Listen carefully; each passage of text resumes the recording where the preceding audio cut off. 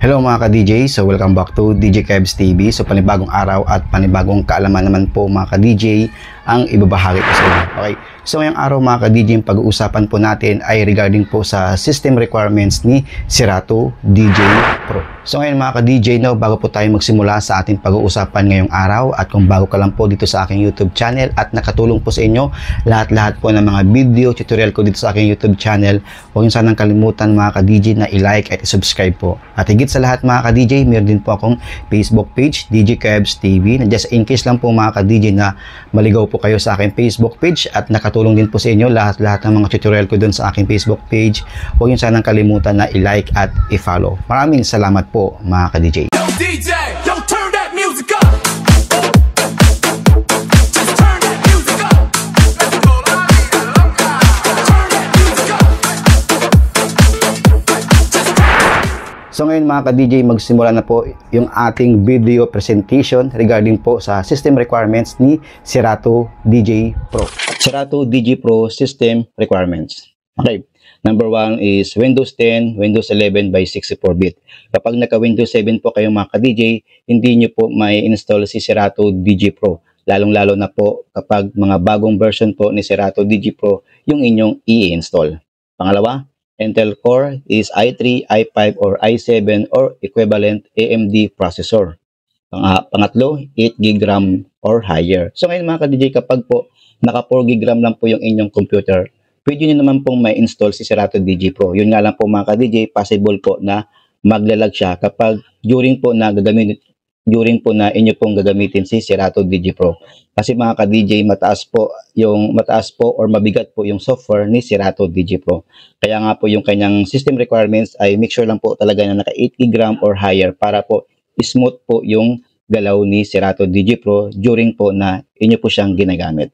Pang-apat, screen resolution, minimum 1280 by 768 pixels and recommended 1920 by 1080 pixels or higher.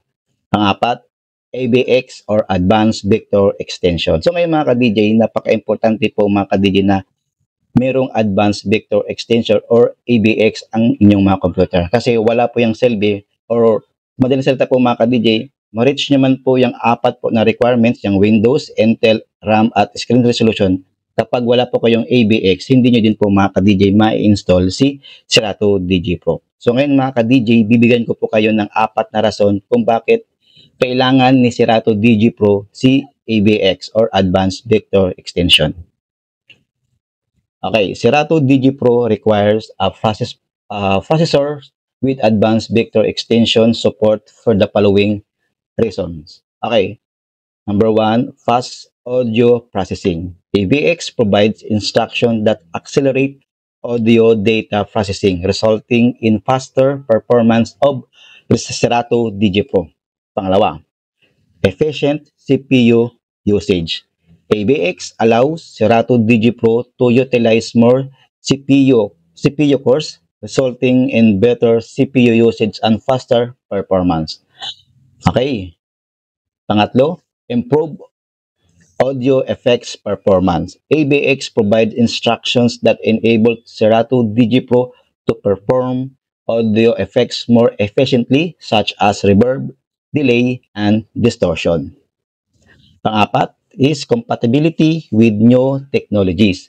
AVX is a modern technology used in recent processors, and using it in Serato DJ Pro ensures compatibility with new technologies and features.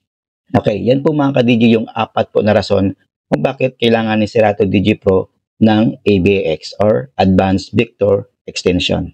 Okay, take note, if your processor does not support AVX, you may not be enabled to use Serato DJ Pro or it may not function properly. Sa madaling salita po mga ka-DJ, sabi ko po kanina, kahit po naka Windows 10 kayo or Windows 11, pangalawa is naka i3, i5 or i7 man yung computer. Pangatlo, mataas po yung inyong RAM memory. At pang-apat po is mataas din po yung inyong screen resolution.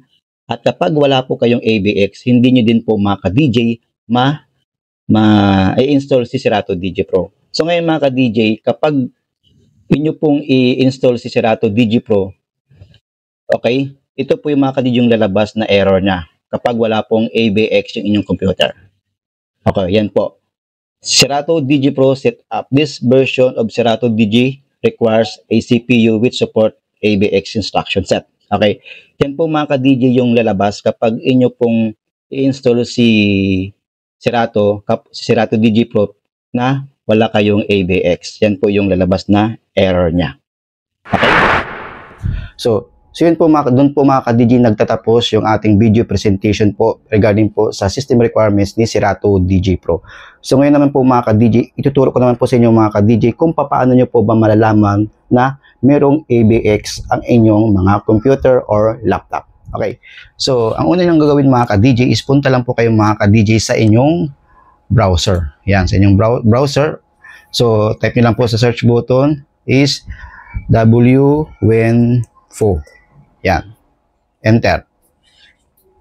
Ngayon mga ka-DJ, i-click nyo po yung WWinfo Pre-System Information Monitoring. Click. Yan. Tapos, click nyo po yung pre-download. Okay. Tapos, dyan po, yung portable po mga ka-DJ. So, yan, ang piliin nyo dyan mga ka-DJ ay local US lang po. Yan. Para mag-download siya. So, mapansin nyo mga ka-DJ, nandito po sa taas, makikita kapag downloading na po yung inyong HWI. Yan. Okay. So, ngayon mga ka-DJ, after nyo po mga ka-DJ ma-download yung HWI, so, syempre po mga ka-DJ, doon nyo siya mga ka-DJ makikita sa inyong downloads folder. So, File Explorer po. Then, punta kayo ng downloads. Yan. Ito yung mga ka-DJ. So, ngayon mga ka-DJ, gawa lang kayo dyan mga ka-DJ ng new folder. Yan. Tapos, inyo po dyan ipasok, no? Right click, cut. Tapos, inyo po dyan ipasok si HWI para po pag extract nyo is medyo hindi siya magulo, no? So, right click, then WinRAR, then extract here. At make sure din po mga ka-DJ na mayroon pong WinRAR application yung inyong mga computer or laptop para mas madali nyo po ma-extract yung files. Okay? After nyo po mga ka-DJ ma-extract yung files, okay? So, itong pangalawa, yung HWI Info 064 po ang inyong i-right click, then run administrator. Then, yes. Okay. So, click nyo lang po yung start. Okay. So, ngayon mga ka-DJ, pag ganyan po yung lumabas sa inyo, punta lang po kayo sa summary. Yan. Sa summary lang po kayo pumunta mga ka-DJ para mas madali nyo pa, mas para mga ka-DJ makita nyo kung meron ba talagang AVX or wala yung inyong computer. So, pag click nyo ng summary, yan. Mapapansin nyo mga ka-DJ, malalaman nyo mga ka-DJ kapag meron pong AVX sa inyong computer kapag yung AVX na word at AVX2 ay kulay green. Yan, green siya. So, ngayon mga ka-DJ, kapag yung AVX mga ka-DJ ay kulay gray, kagaya po nitong mga kasama dito, pag kulay gray po yan lahat, ibig sabihin mga ka-DJ, wala pong AVX ang inyong CPU. Ganun po yung mga ka-DJ ha.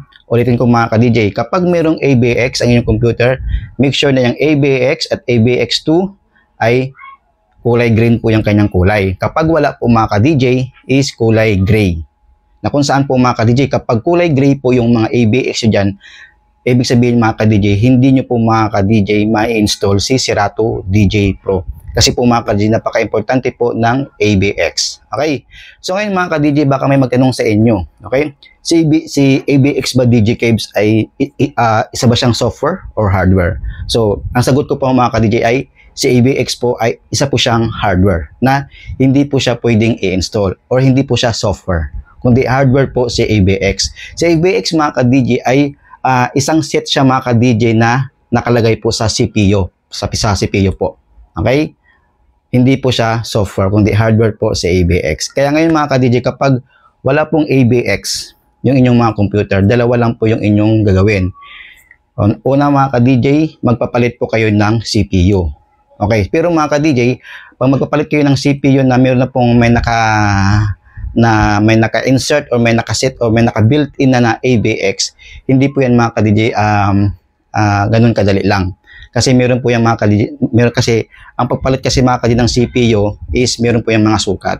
So ngayon mga ka-DJ, advice ko sa inyo kapag walang AVX ang inyong computer at gusto niyo magpalit ng CPU na meron na siyang AVX, doon na lang po kayong mga ka-DJ pumunta sa mga computer store like PC Express. Okay, para mas legit po yung paglagay doon ng inyong CPU na mayroon pong built-in na AVX. Pangalawa po mga ka-DJ ay bibili kayo ng panibagong laptop or computer na meron ng AVX processor. Okay, so yun lang po mga ka-DJ. Basta po mga ka-DJ, kapag merong AVX, kulay green, kapag wala, kulay gray. Okay, so yun po mga ka-DJ. No? Yun po mga ka-DJ yung inyong titingnan kapag merong AVX o wala inyong computer. So ngayon pala mga ka-DJ, no, regarding pala dun sa Windows 10, Windows 11, 8GB RAM at screen resolution. Okay, para malaman nyo mga ka-DJ, punta lang kayo mga ka-DJ sa File Explorer, This PC, right-click, Properties. Yan. Yan mga ka-DJ, dyan yung mga ka-DJ makikita kung anong Windows po ang gamit nyo, kung Windows 10 ba or Windows 11. Nandyan po sa taas yung kanyang processor, RAM memory, then yung kanyang system type or 64-bit ba yan or 32-bit. Kaya make sure na talaga mga ka-DJ na naka 64-bit kayo. Tapos naman po mga ka-DJ sa screen resolution naman po mga ka-DJ, para malaman nyo, right-click nyo lang po. Then, show more option, display settings. Yan. Yun mga ka-dito, sa display resolution. So, yan po mga ka-DJ. Yan yung makikita mga ka-DJ, yung kung gaano kataas yung inyong screen resolution na kung fix ba siya kay Serato DJ Pro. So, ngayon mga ka-DJ, hanggang dito na lang po nagtatapos yung ating video tutorial. Sana po mga ka-DJ nakatulong po ito sa inyo para po meron lang po kayong konting idea regarding po sa system requirements ni Serato DJ Pro. At higit sa lahat po mga ka-DJ, huwag sanang kalimutan na i-like at i-subscribe po ang aking channel. Maraming salamat po mga ka-DJ.